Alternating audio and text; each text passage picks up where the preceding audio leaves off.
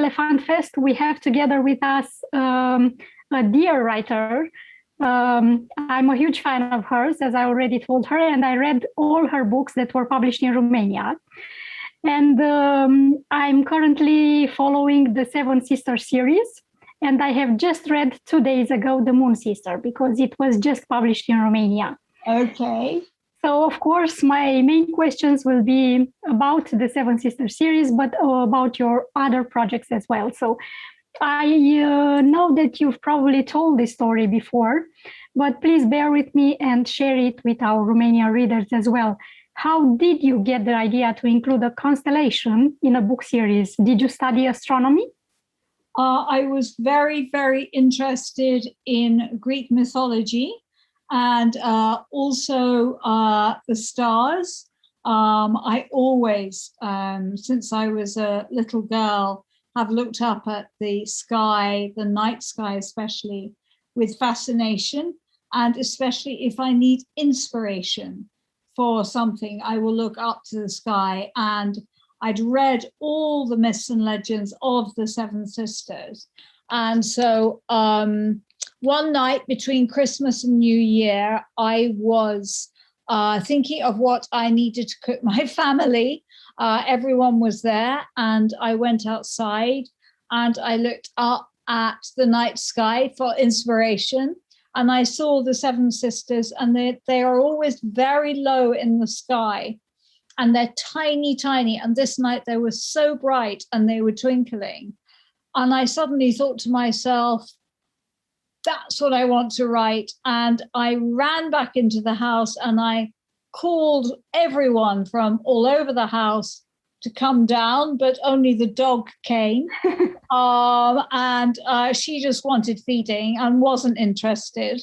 Anyway, eventually I did get everyone together, and I told them what I wanted to do, that I wanted to write a series based on the mythology of the Seven Sisters of the Pleiades, taking their stories as the basis, you know, their mythological stories as the basis for each sister.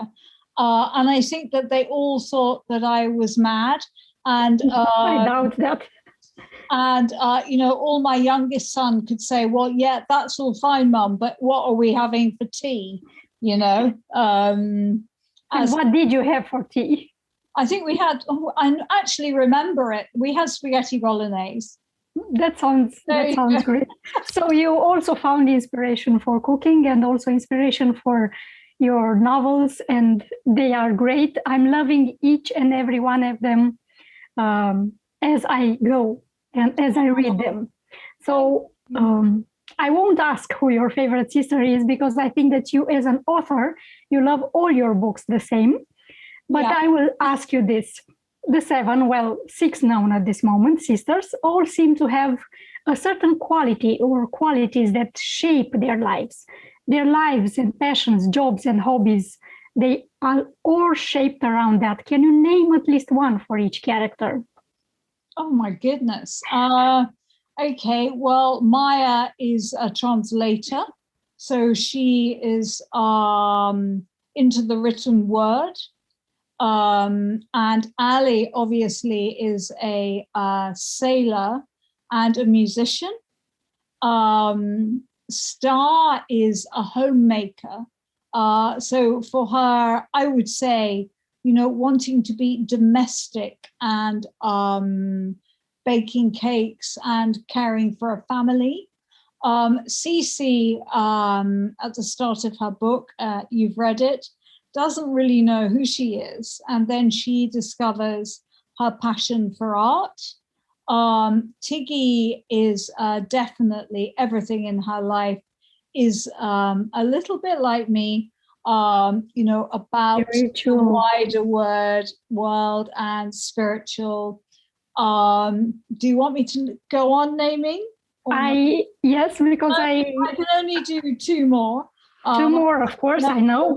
One more, and then I'll have to stop because the seventh book isn't out yet. I know, I'm following the release date.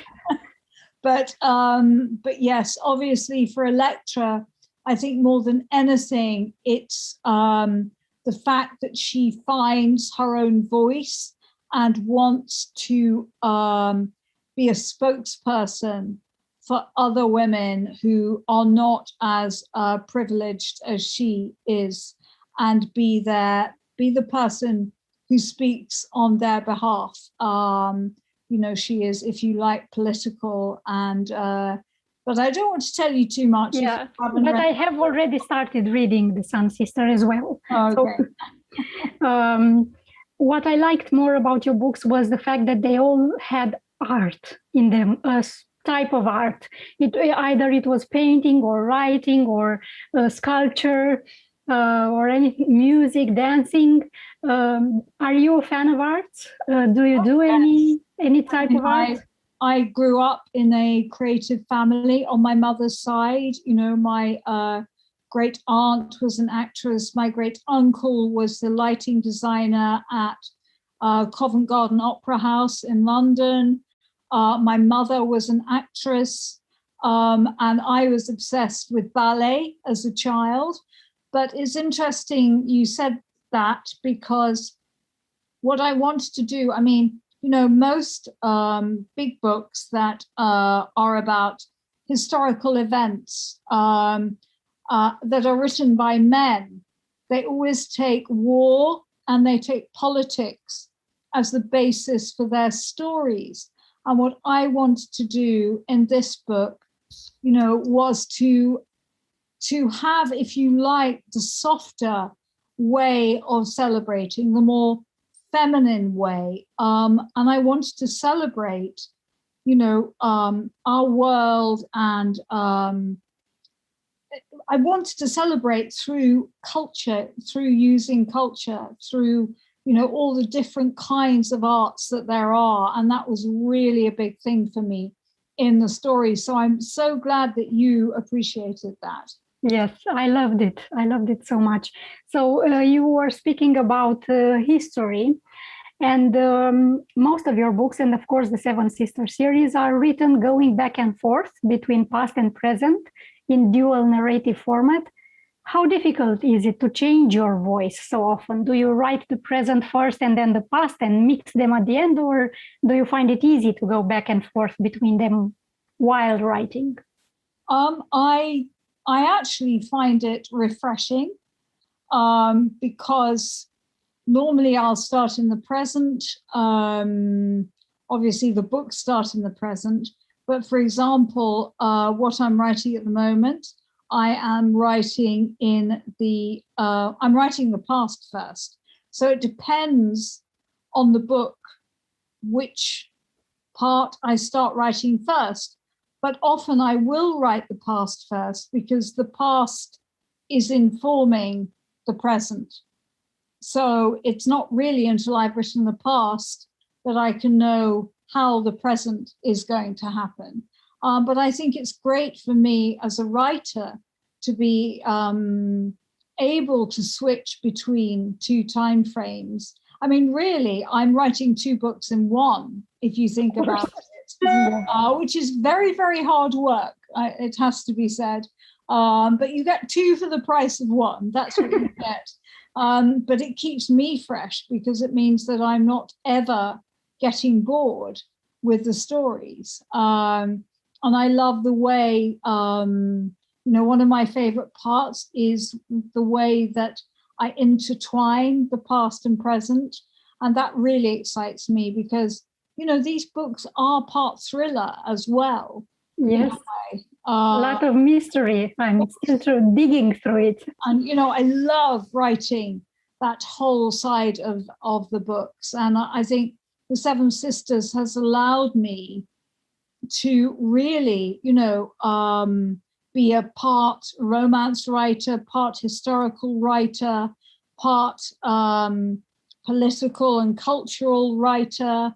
So it's allowed me to be the writer that, all different kinds of writers, all in one go. And yes, when it comes to an end, it will be very, very sad. Oh, no. On that note, your books, they are so full with accurate historical details, and the narrative is so rich that it takes the reader in those places or times completely. Of course, without revealing your secrets as a writer.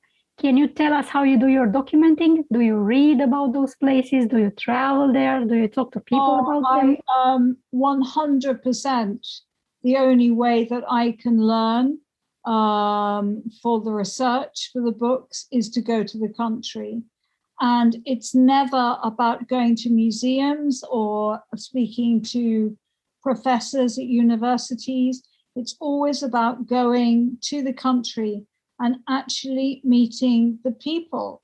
You know, like you live in Romania, you could tell me what you had for breakfast, you know, yes. What kind of transport you use to get to work. If you're going to work, you could tell me what you had for lunch and what it was called, because a lot of the detail that I actually need is not the big historical detail. It's the very small things, like what did these people eat for breakfast 100 years ago? So if I was to come to Romania to find out the history, I would very much want to probably speak to, if she was or he was still alive, your ancestors, your grandparents. And, you know, my big passion is at the moment, especially since we've had coronavirus, you know, is that, you know, if you are a reader watching this, you know, speak to your grandparents, listen to their stories, because they will be so full of interesting stories. And sadly, we live in a very busy world and many people don't take time anymore for family. But many people 100 years ago weren't writing things down. They were storing them in their memory. And the only way that I can ever do my research really is going to the country and being there, you know, for sometimes up to a few months, and just listening, you know, to and becoming involved in the community, because that's where I get my ideas for the stories. Yes, Tiggy's story was so vivid that I could actually hear the music and see the dancing and the colors in Granada. I told myself, once this coronavirus is over, I'm definitely taking a trip to Granada, because you described it wonderfully. It was just, well, it was the most amazing place, and especially the caves of Sacramento. When you walk up to them and you see that you're outside the city walls, because gypsies were not allowed inside the city walls. And so they made their homes, you know, they literally got a shovel and they made their homes out of the rock, and they made cave homes. And those cave homes are still there. And you walk along the path, and even though, you know, it was so basic and these caves were so basic, you then look across the valley to the Alhambra Palace that sits on top of this hill.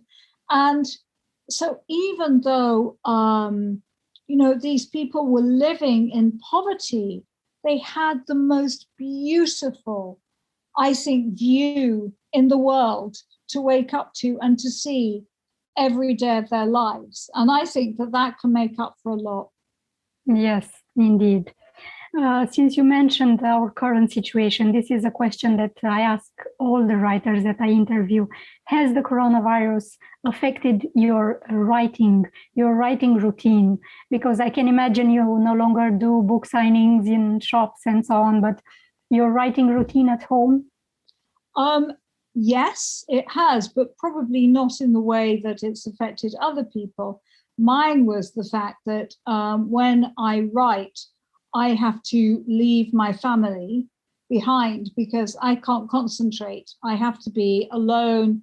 I have to be in silence. And with our household, which is always very busy, I can't write that first edition when I am dictating the stories when there's anyone else around. And so, of course, all my family were at home, and they had brought boyfriends and they brought dogs. And so my problem was not that I was too solitary.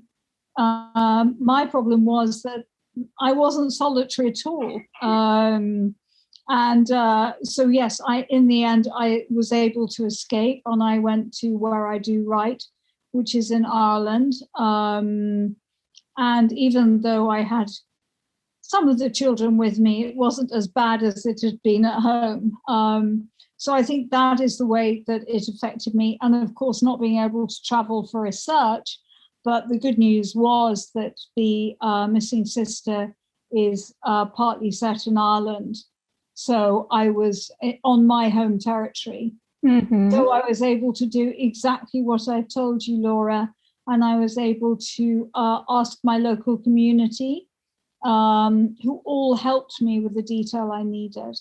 That sounds absolutely fantastic, and I'm just dying to read it. I'll probably order the ebook on the 27th of May as soon as it's out. Okay, but you still got some books to read, so you can't read them all together. You have to take your time.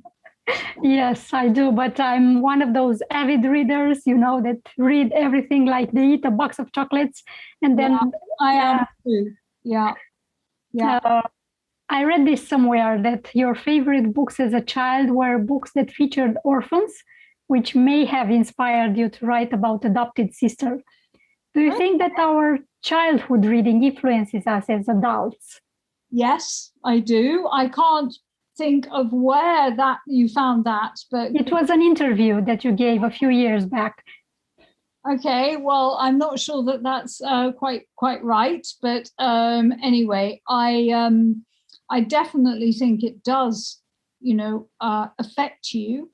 And I read like we just said, I was at the library every single weekend. I read everything and anything. And there was one book that was my favorite book in that time when I was a child, and it was called Ballet Shoes. Okay. And it was by somebody called Noel Stretfield. And it was about an eccentric fossil collector who went around the world collecting fossils. And he brought back with him, along with his fossils, 3 babies. That sounds familiar.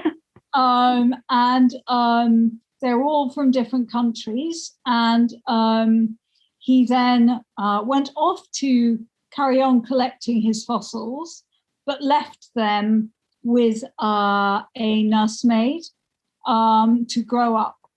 So you ask if what you read as a child affects you. It definitely does, because that story always stayed with me. And obviously, the Seven Sisters is very, very different to Ballet Shoes, but that initial idea of this man going away and just coming back with 3 random orphans, stayed with me. I need to look that book up and read it. Fantastic work. I mean, just wonderful work. And speaking of children's books, you also wrote some yourself. Can you tell us more about that project? It's not available in Romania yet, but I trust it will be at some point. Yes, well, I hope so. No, it was, I told you that I'm a great believer in the spiritual world. And when my children were very small and they had a frightening ahead at school, I always used to tell them that they weren't to worry, because I was sending them a guardian angel that would be with them to look after them, and to make them feel as though they weren't alone, and to make them feel better and safer when I couldn't be there. Anyway, I was talking about this with my children a couple of years ago, and I said to them, I said, I think that would actually be a very good idea for a children's story, but, I don't have time to do that at the moment, because, the Seven Sisters obviously are taking up all of my time. And so my eldest son, who is a writer and a radio presenter, just said, well, I think it's a wonderful idea, Mom. And, if you give me the idea for the story, I think I might try writing it. Anyway, I didn't expect anything. I did give him an idea for a story. And then about 4 days later, he said, I'm sending you 2,000 words of this story. And so I obviously read the email and realized that my son, Harry, was just a natural children's writer, because I can't write for children. I can't be brief. As you know, the books are 900 pages. And they keep growing. I don't know how to write, but Harry just naturally did.